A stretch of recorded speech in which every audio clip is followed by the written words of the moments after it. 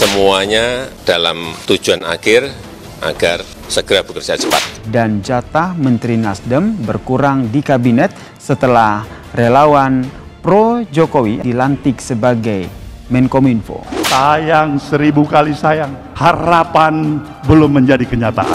Gak usah pesimis, bahwa ada masalah biarlah yang bermasalah berurusan dengan masalahnya, yang bermasalah berurusan dengan masalahnya, kita semua yang tidak bermasalah menyelesaikan masalah. Hari ini dari semangat yang penuh dengan rasa kegotong royongan dan kebersamaan berubah menjadi transaksional, materialistik yang serba pragmatis. Nah, dalam konteks inilah dugaan saya Pak Jokowi merasa harapannya dilukai oleh agresivitas politik Pak Surya Paloh. Menurutmu kira-kira kenapa mereka tidak keluar? Mungkin karena mereka mau meminum madu di saat mereka mau sarang madunya. Dalam perombakan kabinet kali ini, posisi Plate diberikan kepada tokoh non-parpol, bukan untuk Partai Nasdem. Jokowi beli itu permainan, Jokowi beli itu permainan, gitu loh. Ya udah, itu style daripada Jokowi. Gara-gara mengusung Anies sebagai cawapres, Nasdem itu dikurangi menterinya, tapi pesan politiknya diberikan secara halus. Di balik reshuffle di luar koalisi, kursi menteri alih posisi, efek membangkang dari Jokowi. Kenapa kita harus memilih Anies Baswedan? Karena kita mau tegak lurus pada nilai kejujuran dan keadilan. Udah tahu Soeharto Raja Jawa yang sadis. Ini lebih sadis lagi gitu. Ini lebih sadis lagi gitu. Dalam tanda kutip bahwa dia bisa menaklukkan musuh-musuh politiknya tanpa punya tukang pukul. Dalam perombakan kabinet kali ini, posisi Plate diberikan kepada tokoh non-parpol, bukan untuk Partai Nasdem. Semuanya agar bekerja cepat. Jokowi tentu tidak mau bahwa menteri yang menggantikan Joni Plate adalah mereka yang nanti justru sibuk urusan politik, sibuk ngurus partai, dan sibuk yang lainnya. Jawabannya adalah Budi Ari ditunjuk sebagai Menko karena Budi ini diyakini sebagai orang yang akan tegak lurus. Ya udah, itu style daripada Jokowi. Ini kan sebenarnya gara-gara politik dua kaki. Nah ini kan tentu gimana pun berhadapan dengan keinginan Pak Jokowi. Kita nggak usah tutup-tutupi. Sayang 1000 kali sayang. Kita terjebak pada pragmatisme. Kita terjebak dari sikap yang penuh keterus-terangan menjadi bangsa yang penuh dengan kepura-puraan atau munafik. Nah ini saya lihat kadang-kadang kan orang selalu bicaranya seolah-olah dia tegas, padahal dia oportunis. Langkah baiknya sebenarnya teman-teman Nasdem Mundur gitu ya? Mundur gitu ya? Sikapnya harus jelas, jangan berdua muka begitu.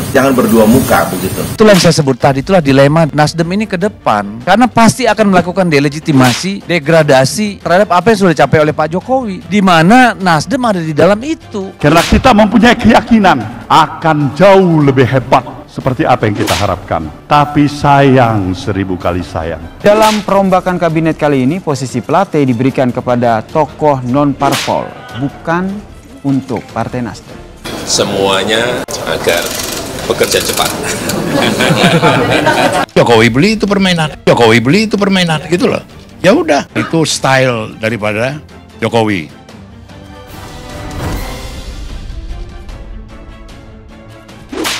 Presiden Joko Widodo melakukan perombakan atau reshuffle kabinet pada hari Senin 17 Juli 2023. Berdasarkan penanggalan Jawa, 17 Juli 2023 adalah Senin Wakih atau di luar kebiasaan Presiden Joko Widodo dalam merombak Kabinet Indonesia Maju. Presiden Joko Widodo sepertinya sudah tidak memberikan ruang bagi Partai Nasional Demokrat untuk posisi Menkominfo. Presiden Jokowi lebih memilih sosok baru yang berlatar belakang relawan. Dilansir dari Solo Pos, Kabinet Indonesia Maju periode 2019-2024 sudah 3 kali dirombak oleh Presiden Joko Widodo. Pertama pada Rabu 23 Desember 2020, saat itu terdapat 6 pejabat baru untuk pos Menteri Kesehatan, Menteri Sosial, Menteri Agama, Menteri Perdagangan, Menteri Kelautan dan Perikanan, serta Menteri Pariwisata dan Ekonomi Kreatif.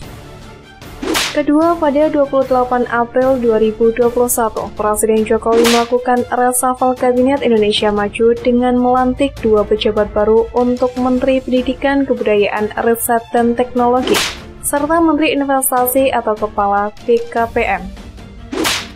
Ketiga reshuffle terjadi pada 15 Juni 2022. Saat itu Presiden Jokowi melantik sejumlah pejabat baru untuk pos Menteri Perdagangan, Menteri Agraria dan Tata Ruang atau ATR atau Kepala BPN, Wakil Menteri ATR atau Wakil Kepala BPN, Wakil Menteri Dalam Negeri, dan Wakil Menteri Ketenagakerjaan. Dalam kepercayaan Jawa, weton biasa digunakan untuk menentukan tanggal yang baik terkait pelaksanaan acara tertentu dan untuk menghindari hari yang dianggap kurang baik. Penunjukan Budi Aris Setiadi sebagai Menteri Komunikasi dan Informatika menggantikan Johnny G. Plate telah menimbulkan tanda tanya dan kontroversi di kalangan politisi serta pengamat. Hal ini dianggap sebagai penghukuman yang diberikan kepada Partai Nasdem karena kursi yang mereka miliki di kabinet berkurang satu. Pengurangan kursi tersebut merupakan akibat dari terjeratnya Johnny G. Plate dalam skandal korupsi yang mengguncang pemerintahan. Namun yang menarik perhatian adalah fakta bahwa figur pengganti tersebut berasal dari unsur relawan Presiden Joko Widodo. Beberapa pengamat politik seperti Ujang Komarudin melihat penunjukan Budi Aris Setiadi sebagai Menteri Komunikasi dan Informatika sebagai jawaban tegas dari Presiden Joko Widodo terhadap manuver politik seorang Surya Paloh yang dilakukan dari Partai Nasdem. Sejak akhir tahun 2022, hubungan antara Presiden Jokowi dan Ketua Umum Partai Nasdem Surya Paloh memang telah menjadi renggang, terutama setelah Nasdem memilih untuk mendeklarasikan Anies Baswedan sebagai calon presiden. Penolakan terhadap kader Nasdem untuk posisi kementerian merupakan bagian dari hukuman karena dinilai telah menjalani jalur politik yang berbeda dengan Jokowi. Itu adalah resiko yang harus ditanggung oleh Nasdem atas pilihan politiknya. Jelas Ujang. Seiring berjalannya waktu, dampak dari penunjukan Budi Aris Setiadi sebagai Menteri Komunikasi dan Informatika pun akan terus dievaluasi dan diawasi. Bagaimana dinamika politik antara Jokowi dan Nasdem akan terus berlanjut, serta sejauh mana Budi Aris Setiadi mampu mengemban tugasnya sebagai Menteri yang mengemban tanggung jawab di bidang komunikasi dan informatika adalah hal yang menjadi perhatian dalam beberapa waktu mendatang. Baru-baru ini memang Surya Paloh melayangkan kritikan yang cukup keras terhadap revolusi mental Presiden Jokowi saat kegiatan apel siaga perubahan Partai Nasdem di Gelora Bung Karno pada Minggu 16 Juli, tepat satu hari sebelum pelantikan reshuffle Kabinet Presiden Joko Widodo. Surya Paloh mengatakan awalnya Nasdem mendukung Presiden Jokowi karena beranggapan memiliki visi yang sama mengenai gerakan untuk perubahan yang selaras dengan konsep revolusi mental ala Presiden Jokowi saat itu. Menurut Surya Paloh, revolusi mental identik dengan gerakan perubahan yang diusung Nasdem. Dengan mendukung Presiden Jokowi saat itu, kata dia, Nasdem berharap akan ada kemajuan dalam berbangsa dan bernegara. Tapi sayang seribu kali sayang, harapan belum menjadi kenyataan, kata Surya.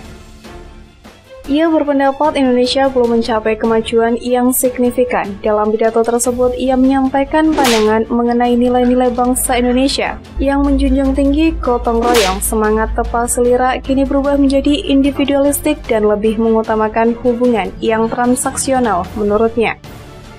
Pelantikan Budi Aris Setiadi sendiri sebagai Menteri Komunikasi dan Informatika Kabinet Indonesia Maju membuat elit Partai Nasdem mulai gusar. Nasdem merasa haknya atas kursi menteri diambil begitu saja.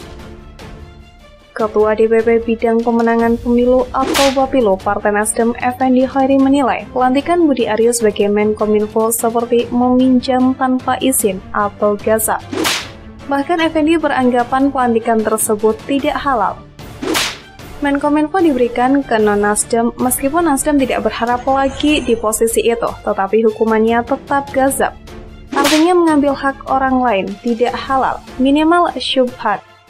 Katanya dikutip dari Kompas ID pada 17 Juli 2023. Namun demikian, Effendi mengaku partainya sudah tidak ambil pusing soal bongkar pasang kabinet. Nasdem menyerahkan sepenuhnya kepada Presiden Jokowi. Penunjukan Budi Aris sebagai Menkominfo dinilai sebagai politik balas budi dari Presiden Jokowi ke pentolan relawan yang turut mengantarkannya ke kursi RI1 lewat pemilu 2019. Karena saya bilang dalam komunikasi politik itu saya tidak menemukan model komunikasi politik yang benar-benar model, yang satu-satunya model dan tidak ada model. Kata pakar komunikasi politik Lely Aryani dikutip dari Kompas TV. Menurut Lely, pemberian jabatan terhadap relawan bukanlah hal yang baru. Pasca Pilkada DKI Jakarta 2017 misalnya, Anies Baswedan juga merekrut 87 relawan dan pendukungnya masuk dalam tim gubernur untuk percepatan pembangunan atau TGUPP. Demikian juga pada era pemerintahan Presiden ke-6 RI Susilo Bambang Yudhoyono, Lely mengatakan bahwa SBY juga turut mengangkat orang-orang kepercayaannya masuk dalam kabinetnya. Pak SBY yang menjadi menteri itu orang-orang kepercayaannya yang pastinya tidak mungkin menteri itu yang bisa menyikut kakinya, ujarnya.